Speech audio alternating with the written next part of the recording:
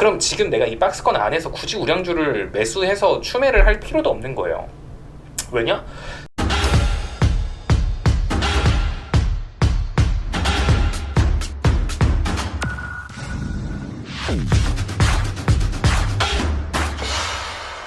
지금 삼성전자, 네이버, 카카오, 뭐 카카오 이 정도면 찐바닥 아니에요? 이거 카카오 위에 갭도 있을걸? 카카오도 막 위에 짜잘한 갭들도 많고 막 그러잖아요. 그럼 얘네들도 돈 잘 벌고 하는데 이거 찐바닥 아닌가? 고점 대비 카카오 50% 빠졌어요.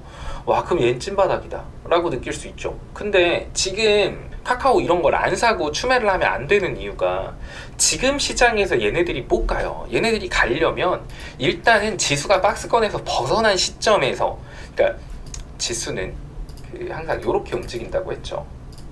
이렇게 급격하게 상승을 하다가도 한 번씩 추세를 바꾸기 위해 추가적으로 상승을 할지 하락할지 결정하기 위해 횡보를 합니다. 이런 식으로 박스권을 긋고, 이 박스권 안에서는 우량주들이 잘 못 움직여요. 요럴 때는 우량주들이 잘 못 가.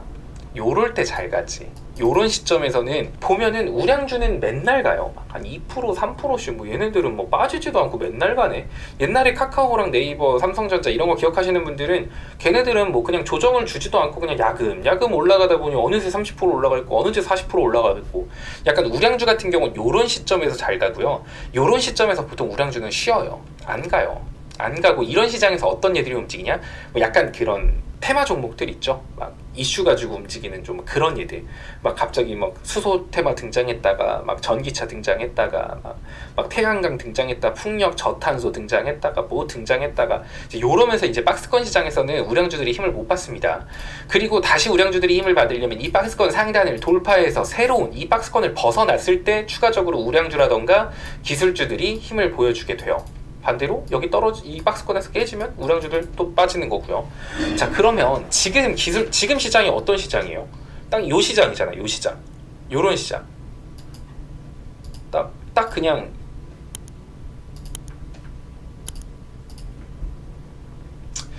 이렇게 진짜 이렇게 박스권 안에서 움직이고 있는 시장이에요. 이런 시장에서는 애초에 우량주가 힘을 못 써요. 그러면 이런 시장에선 우량주가 빠진다고 우량주를 추매하는 게 아니에요. 지금 시점에선 못 가. 박스권 하단이니까 뭐 여기서 박스권 상단 가면 우량주들도 조금은 올라가겠지. 근데 얘네들이 탄력받아서 과거처럼 와 맨날 우량주 3%씩 맨날 오르네, 와 부럽다, 그냥 우량주가 갑인가, 이런 생각이 들려면 과거와 같은 이런 우상향 시장이 나와야 돼요. 이때도 마찬가지였어요. 이때도 요때는 그렇게 우량주들이 재미 못 봤어요. 근데 이 박스권 상단 돌파한 시점 있죠. 요때부터 이렇게 지수 이렇게 올라갈 때 있죠. 우상향 할 때. 이때는 삼성전자 막 그런 얘들 볼까요?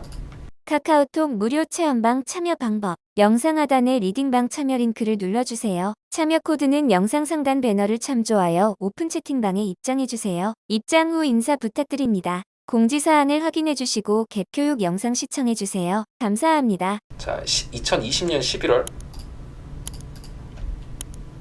2020년 11월 자, 이때죠. 2020년 11월 자, 요때예요. 요때부터 카카오 올라간 거 봐요. 지수랑 똑같이 그냥 이렇게 올라갔어요. 지수 따라서 뭐 별로 조정도 안 줘요. 그냥 쭉쭉쭉쭉 치고 올라가. 이게 사실 우량주들이 지수가 그래서 박스권 상단에서, 그러니까 박스권 안에 가둬져 있을 때는 우량주를 뭐 추매한다거나 이 박스권을 노리면서 우량주를 매매한다? 요것도 그렇게 재밌진 않아. 근데 이렇게 박스권 상단을 돌파해야 그때부터 우량주가 매력이 생기는 거예요. 근데 굳이 지금 박스권 안에서 움직이고 있을 때 한다? 이럴 필요가 없어요. 그럼 추매는 언제 한다? 박스권 상단을 돌파했을 때. 그럼 지금보다 가격이 높겠지. 만약에 이번에 이렇게 올라갔어. 이번에 쭉쭉쭉 올라가가지고 여기 딱 뚫어버린 거예요. 뭐 이렇게 될지 안 될지는 몰라요. 만약에 이렇게 뚫었어. 그러면 뒤돌아보면 그러겠지. 아, 체스님 그때 박스권 하단에서 우량주 몰빵했어야 됐네요. 이때 샀으면 완전 최저점 아니에요 라고 말할 수 있겠지. 근데 그건 결과론적인 얘기고, 박스권 상단을 지금 돌파할 거라는 확실한 재료가 있는 상황이 아니잖아요. 그럼 박스권 상단 찍으면 다시 또 박스권 하단 가요. 그럼 우량주는 어차피 재미 못 봐요. 걔네들 조금 추매하고 뭐 한다고 해봐야 지금 뭐 없어요. 그러면 우량주는 언제? 얘네들, 내가 지금 우량주를 담아놨다 그러면 걔네들로 내가 재미를 본다라고 하는 건 이거를 노리고 가는 거예요. 이거. 핵심은 어차피 우량주는 지금 제가 말했지만 우량주 특성상 박스권 안에서는 움직임을 보여주기가 힘들어요. 우량주는 박스권 상단을 돌파한 시점부터 시세가 나오는 게 보통 일반적인 우량주입니다. 자, 지수가 박스권을 뚫고 나면은 그 다음부터는 갑자기 지금처럼 식량 관련주들 이런 일이 갈 것 같아요? 안 가요. 만약에 우량주 박스권 뚫죠? 그럼 지금 올라갔던 식량 관련주에 보면 그런 종목들은 사실 다 죽는다고 봐야 돼요. 박스권 상단 뚫고 올라가면. 여러분들은 박스권 상단 뚫으면 이제 앞으로 시장 도와주니까 그런 애들은 더 가지 않을까 생각하겠지만, 애초에 박스권 상단 뚫는 순간 최근에 이 박스권 안에서 움직였던 종목군들 있죠. 이런 애들의 대부분 한 80%는 힘을 잃어요. 그리고 이 박스권 상단 뚫을 동안 우량주는 이 기간 동안 그 약간 개미들 소화하고 막 이제 횡보하면서 힘을 비축하는 거예요.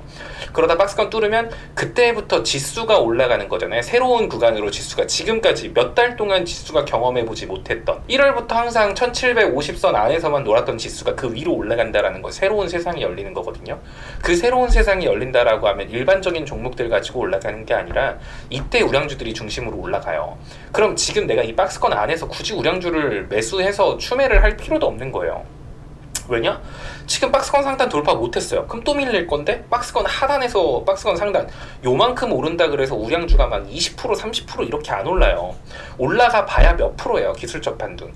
우량주가 힘을 보여주기 위해서 박스권 상단을 돌파하는 시점이 중요한 거고, 즉 여러분들이 가지고 있는 우량주들이 있다. 내가 카카오 갖고 있어요. 네이버 갖고 있어요. 삼성전자 갖고 있어요. 삼성전기 갖고 있어요. SK 하이닉스 갖고 있어요. LG 디스플레이 갖고 있어요. 그 외에 이렇게 여러분들이 좀 이름만 들어도 알만한 우량주를 가지고 있어야 하시는 분들 같은 경우는 박스권 안에서 수익을 기대하지 마요. 얘네들은 박스권 안에서 힘이 빠지면 힘이 빠졌지 절대 수익권으로 연결될 수 없습니다. 박스권 상단을 돌파하고 그 우량주들이 보는 자리는 이 자리들이에요. 3100선 갭자리, 2900선 갭자리. 요 지수 상승폭을 보고 우량주를 담는 거예요. 그래서 우량주를 추매한다라고 하면은 이 아래서 추매를 하는 게 아니에요. 이 박스권 상단 돌파할 때 하는 겁니다. 우량주 같은 경우는